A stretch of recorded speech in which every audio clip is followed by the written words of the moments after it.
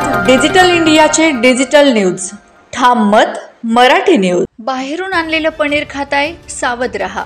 औधान येथे बनावट पनीर तयार करणाऱ्या कारखान्यावर कारवाई।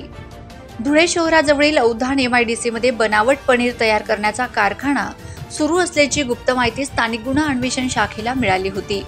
या माहितीच्या आधारे स्थानिक गुन्हा अन्वेषण शाखेच्या पथकाने छापा टाकून या ठिकाणी या बनावट पनीर तयार करणाऱ्या कारखान्यावर कारवाई केली असून जवळपास 250 ते 300 किलो बनावट पनीर जप्त करण्यात आले आहे।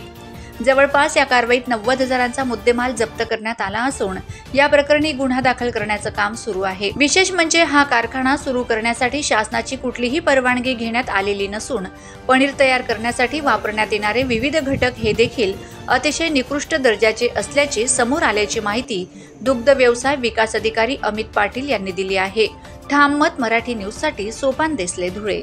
एम ब्लॉक परिसरामध्ये एका पत्र्याच्या शेडमध्ये बनावट पनीर बनवण्याचा कारखाना सुरू असल्याची गोपनीय माहिती मिळाली होती। स्पॉटवर जाऊन खात्री केली असता त्या ठिकाणी मशिनरीज, दूध, त्याच्यानंतर त्यांनी बनावट पनीर बनवण्यासाठी जे मटेरियल आहे त्याच्यात केमिकलचे ड्रम, त्याच्यानंतर पावडर वगैरे तिथे मिळून आले।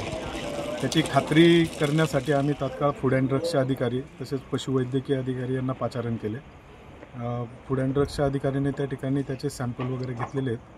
लॅबोरेटरीमध्ये चेक केल्यानंतर पुढील कारवाई करण्यात येईल। माहितीवरून जिल्हाभूत दूध भेसळ समिती चे सर्व सदस्य व अन्न व औषध प्रशासन याच्या संयुक्त विद्यमाने शौर्य दूध डेअरी औधान MIDC धुळे या ठिकाणी धाड टाकली असता या ठिकाणी विनापरवाना व्यवसाय करताना आढळून आले। या ठिकाणी पनीर निर्मितीचे काम करताना आढळून आलेले आहे। या ठिकाणी जे काही पनीर तयार होते याच्यासाठी रॉ मटेरियल म्हणून स्कीम मिल्क व स्कीम मिल्क पावडर अशा 2 पदार्थांचा वापर होतो। ॲक्च्युली पनीर हे फुल क्रीम मिल्कपासून किंवा पूर्ण दुधापासून तयार होणं अपेक्षित आहे, जेणेकरून त्याच्यामध्ये फॅट% हे नैसर्गिकरित्या दुधामध्ये असलेलं दुधाचं फॅट असणं आवश्यक आहे। परंतु या ठिकाणी स्कीम मिल्क पावडरपासून पनीर बनवण्याचं काम चालू असल्याचे आढळून आले। त्यावरून सदर ठिकाणी आम्ही नमुने घेतलेले आहेत।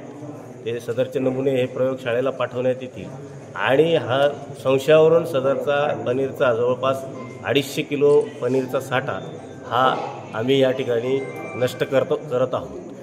महाराष्ट्रातील ताज्या घडामोडींसाठी पाहत रहा ठाम मत मराठी न्यूज। तसेच आमच्या चॅनलला लाईक, शेअर, सबस्क्राईब करायला विसरू नका।